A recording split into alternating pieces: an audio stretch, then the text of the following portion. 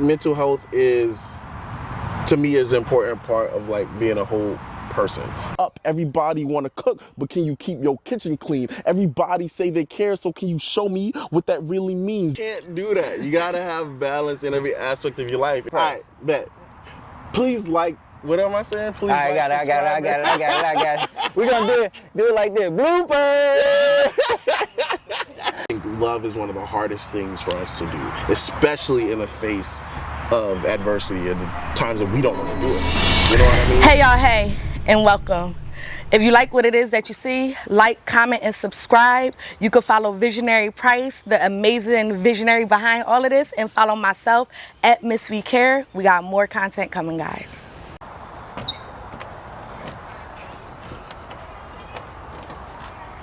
Don't bring your apathy around these parts. Bring your heart wide open. It is a key to the code you think can't be cracked. But here's the catch. Giving a damn has never needed a password to begin with. It just takes a little bit of courage and a lot of bit of love. And the thing about love is that it gets too good of a rap because love is really grimy. It's dirty. It's the rag no one wants to touch. Its only job is to wipe away every mess. So here, pick it the fuck up. Everybody want to cook, but can you keep your kitchen clean? Everybody say they care, so can you show me what that really means? Do you know how to flower a person before they are planted in the ground? Or do you only care about a spirit when they are finished making sounds?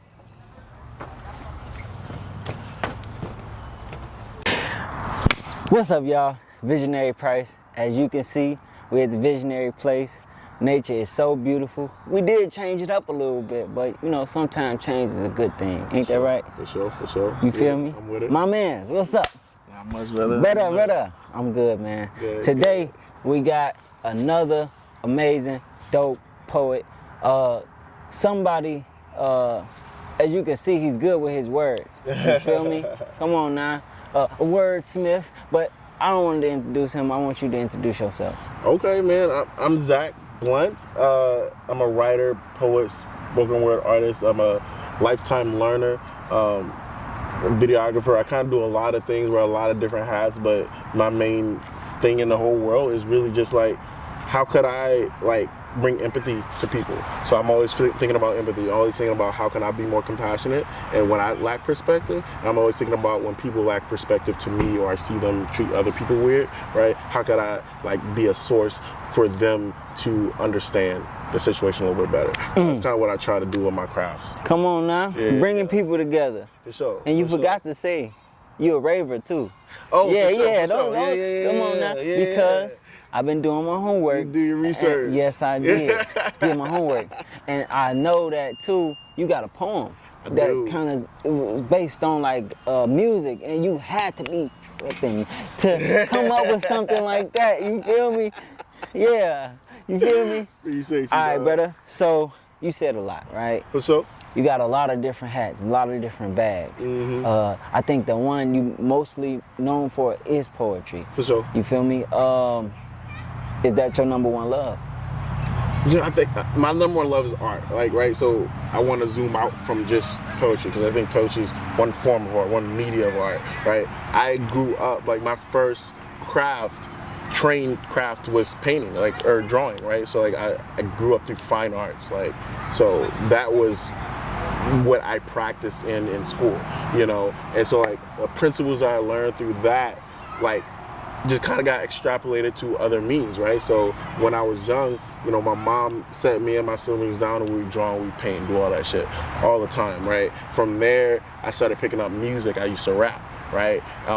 And those are very separate from each other. But once I kind of got into high school and I graduated and I found spoken word, it was like, ooh, I don't want to rap no more because like I think there's something just like more profound to like having just words, right? You can do something, you can move somebody without the music. Let me do that. Let me just talk to them with these words. And that intersected with all the training that I had in fine arts because like I can take these elements and principles like of design, of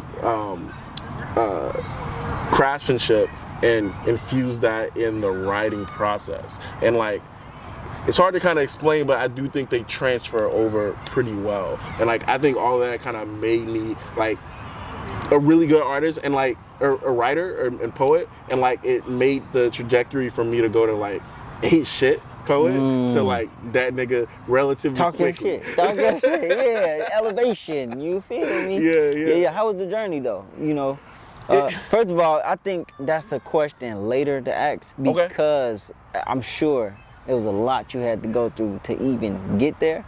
Sure, there's like a backstory of like the origin story, I like to call it.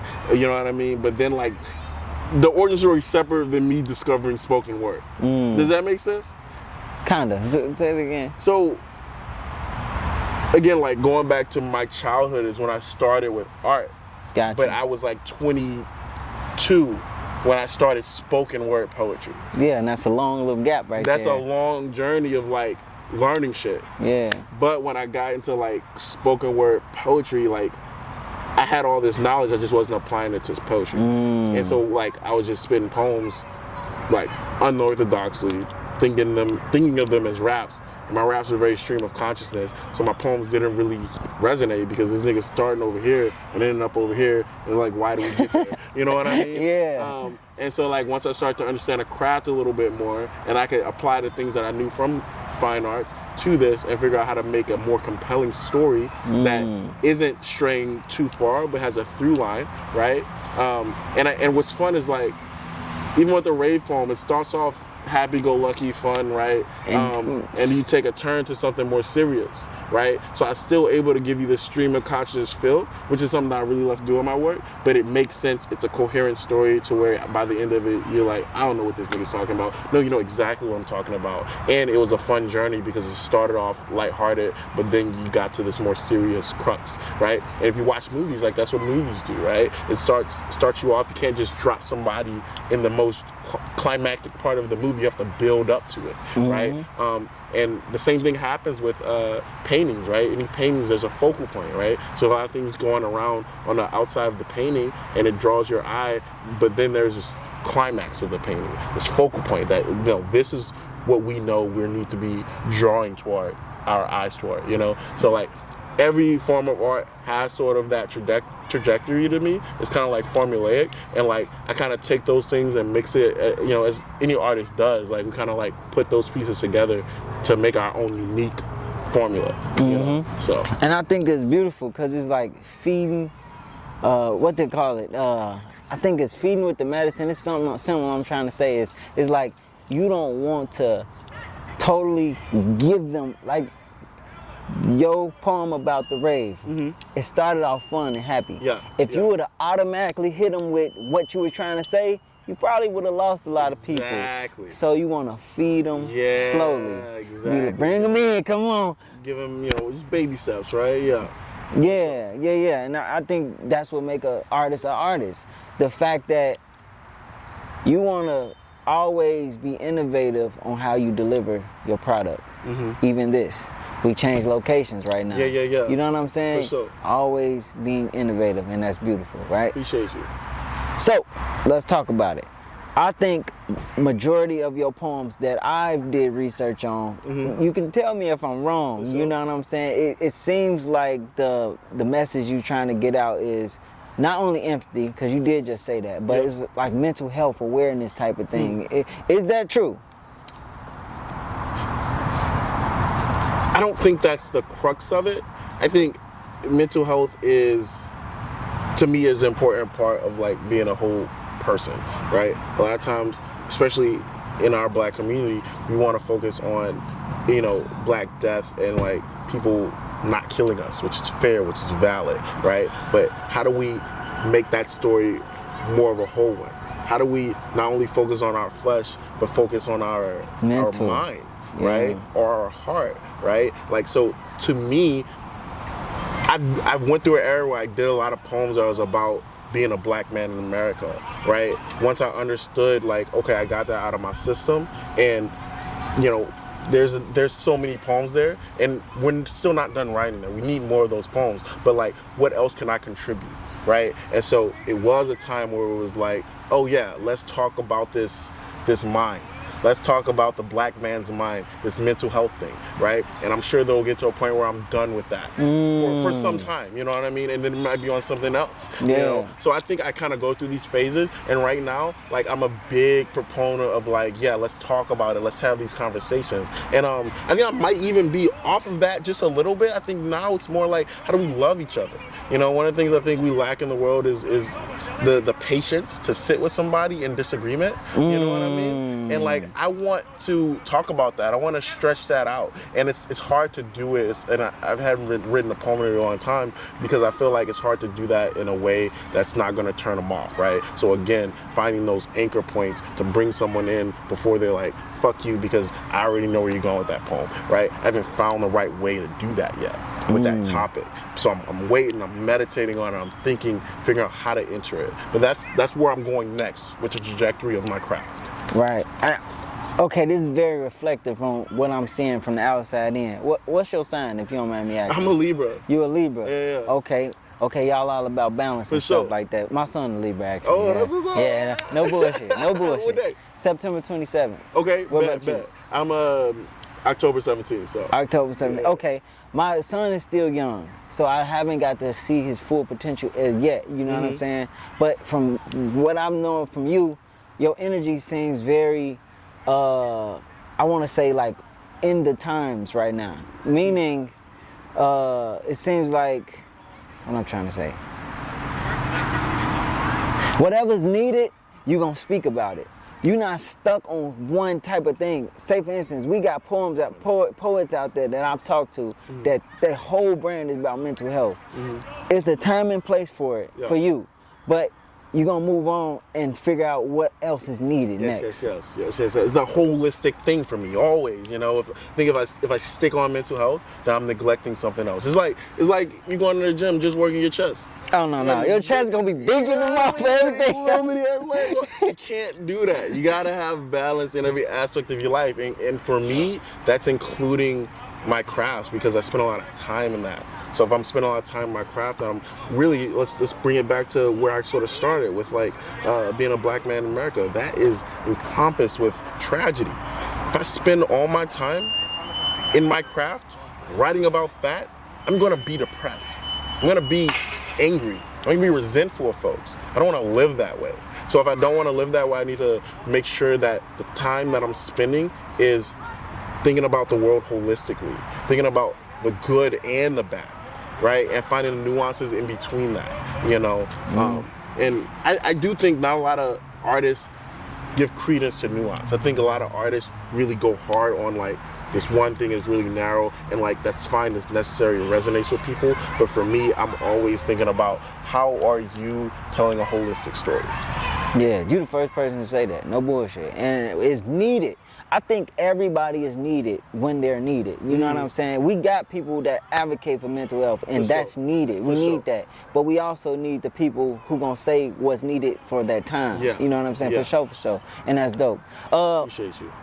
Do you feel like in that same, I don't know what the word I'm trying to look for, in that same aesthetic, I'm gonna just use that for poor or whatever, in that same mindset, that's better, nigga.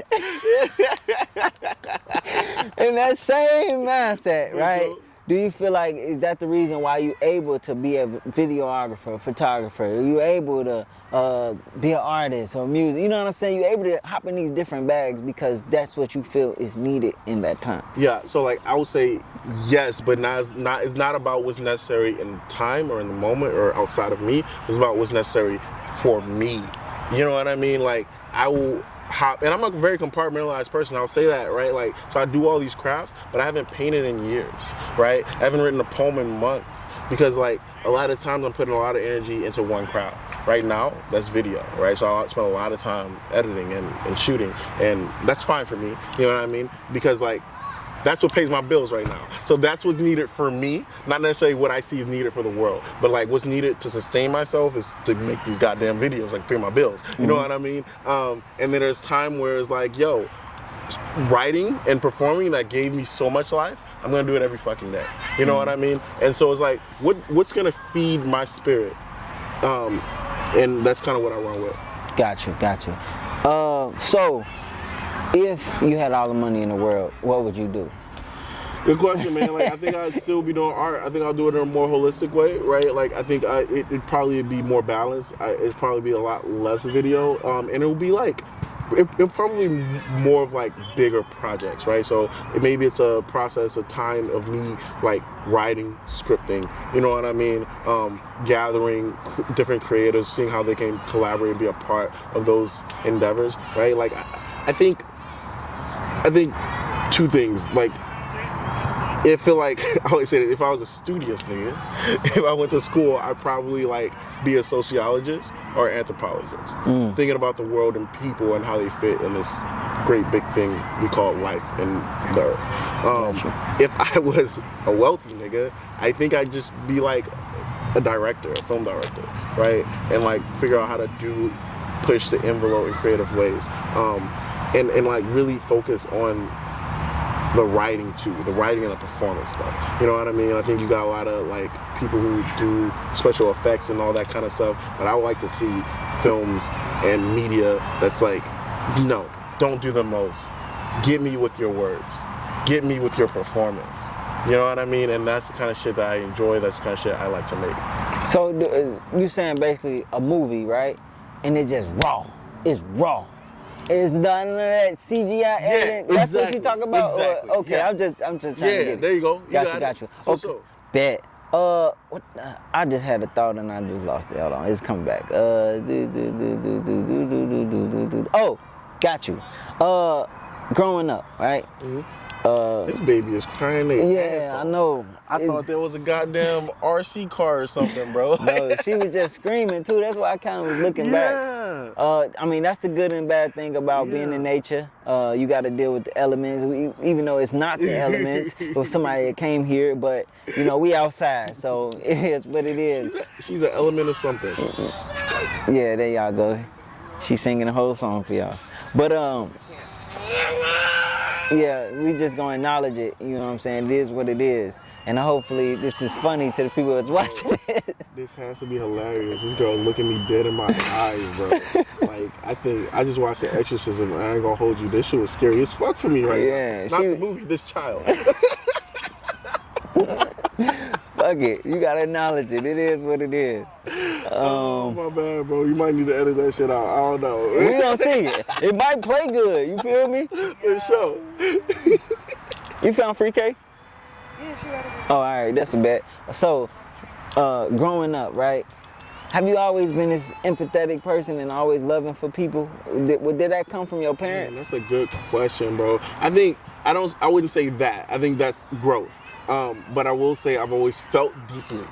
And so, like, there's definitely a time where I didn't know what to do with those feelings, so they came out as anger. I was a very angry child, right? A very angry kid growing up, going to high school. I played football. I had outlets to really release that anger through music, through painting, through tackling niggas. You know what I mean? So those are good outlets for me to release that. But, like, as I grew, I feel like I understood, like, what made me not feel those negative emotions in overwhelming ways, and that was like helping people. That was like seeing others as an extension of myself. And if I feel like we are the same, I don't want to hurt you. I don't want to bring you harm. I just want to bring you joy. I want to bring love. I want to bring health and wellness to you. And so, like, that's what I try to do. I try to think of every person that I meet and I come into contact with as an extension of myself. So like I can just like bring goodness to them too. You know what I mean? Yeah, I think that definitely comes with growth. Like, even with me, I had moments where I feel like we are all the same for real. We really just trying to fucking live, eat good, have shelter over us, you know what I'm saying? And me hurting somebody that looks like me, you know what I'm saying? I'm hurting myself, you feel me? And yeah, I don't know. It's just a conclusion you come to. That's the reason why I didn't want to do certain things. Growing up, I witnessed a lot of things that I could have been. You know what I'm saying? Yeah. And I was just like, I feel like that's a trap. That's why I call it a trap, because it is. You know what I'm saying? Yeah. So it's hard the ways in which people justify that kind of stuff, right? Like, you could always justify something, especially if you're smart. Smart niggas justify everything, right? So I'm gonna justify me drug dealing because I'm feeding my immediate family. You don't realize the damage you're doing to your community, and how like when you do that, your immediate family could have had more. They could have been building this mountain up, extending this spider web of goodness. Instead, you're diminishing it for the sake of this small unit. You know what I mean? When we can see everybody as a part of our family. Now we don't want to fuck up any of that, right? So it's like, yeah, I'm not gonna like do that because I know when you do great, I do great. Yeah. You know? And to caveat off that, right? Once you start dealing things that you knowing that's harming your community, yeah, you gonna have good rewards as far as money comes. Yep. But guess what? Karma Yep. is a motherfucker. Yeah, that shit coming back, bro. If you know you doing something wrong, you got a day. Yeah, for real. And it's cyclical like that, right? It's like just a cycle because it's like, okay, I didn't did bad, so now I gotta watch over my back, and I'm treating people as enemies instead of as friends. You know what I mean? Yeah, no, and it's for like, real. yo, like that's literally what I said I didn't want to do. You know what I mean? So it's like, yeah, it's like it's weird how that happens and how do you break that cycle, right? And I think it's a harder thing to like get people to stop seeing others as enemies than it is to like for someone who sees the good in people, where if someone fucks them over, it's easy for them to start seeing people as enemies. Hey, I like you said that. That is true, because most times when people don't like people, is because people have done them wrong, one. Two, somebody has passed away from whatever beef had happened. You know what I'm saying? Ain't no getting over that. My brother died. Ain't no getting over that. Yeah. And they can't see through past it. So yeah, I think once you in that, it's more than understandable, you know. And that's the other side of what empathy is. It's like, yo, people do bad shit, and I get why, and I get why, and I can't tell them that they're not. Their feelings in seeking revenge or justice is invalid. That shit's very. I feel those feelings too, bro. Yeah. And so it's like, that's a tension that we hold whenever, because people think that it's all love and like sometimes and that's not the way I move. I recognize the heaviness of like bad feelings and how like we all feel that, and like there's that should be honored. That shit should be honored. Feel that shit. But like how we move based upon that shit always has to be through love. Love is one of the most powerful energies in the universe. That's a fact. It definitely over Trump hate anytime. No bull. I just wanted to say that. Yeah, ain't had nothing else to say. That's it. But yeah. So the piece you spit today, is a piece that you had for a while, I'm sure. What was it? I don't know. So that one actually, like, I wrote that at the beginning of this year. Oh, okay, so got you. It's not too old, but it's not new. You know what I mean? Got you. Well, why though? Why was that necessary? So that was one of like what I was saying. Like, I think what phase I am in life right now is really on some, how could I inspire the heart? Right? I think I'm actually off of the era of mental health right now. It's like, where are our hearts? Are we being able to like move intention with love? And so there's this line in that poem that I say, love is grimy, it's dirty, it's a rag no one wants to touch, right? Like, and I think that about, I think love is one of the hardest things for us to do, especially in the face of adversity and the times that we don't want to do it. You know what I mean? So like, and people think it's not. People think it's all kumbaya. People think love is easy, and I just disagree with that fully. If love was easy, we all would be doing it well. Yeah. You know what I mean? Nah, for real. And so, but like when you do it well, it becomes very powerful. But it's this tension in me. So like writing that poem, why I felt like it was necessary to write that poem is because like I see a lot of apathy in the world. I see a lot of people not giving a fuck, right? Like right now we're going through this thing with Israel and Palestine, and you got people just like out here saying they deserved it, which is a wild thing to say, and that's not ever a space from love. That's never in a space from love. You know what I mean? And on every side of that conflict and conflicts like it, you're gonna have people who are trying to bring people together, and the extremes are gonna look at them and say you're foolish. And I think that's bullshit. I don't think they're foolish. I think they have a greater wisdom to it.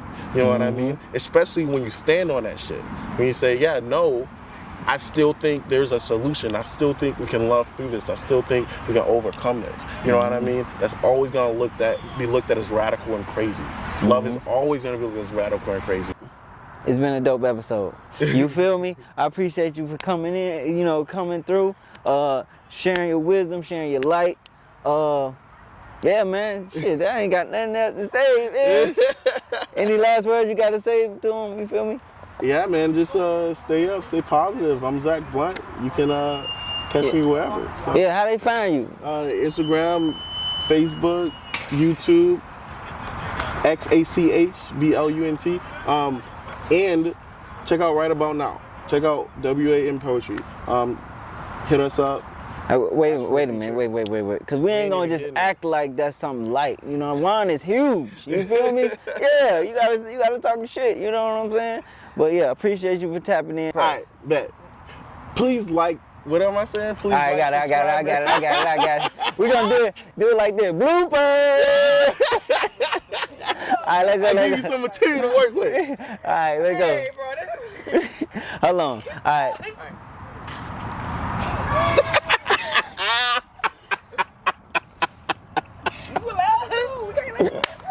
All right.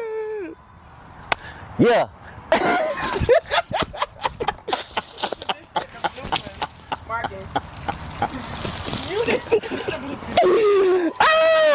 All right, come on. This gotta be opening clip. Yeah. This gotta be opening clip. All right, my head all wrong. All right. The Visionary Price, we're at the Visionary Place. Make sure you tap in, like, comment, and subscribe. Can you tell them like, comment, and subscribe? Please like, comment, and subscribe. And it's just like that.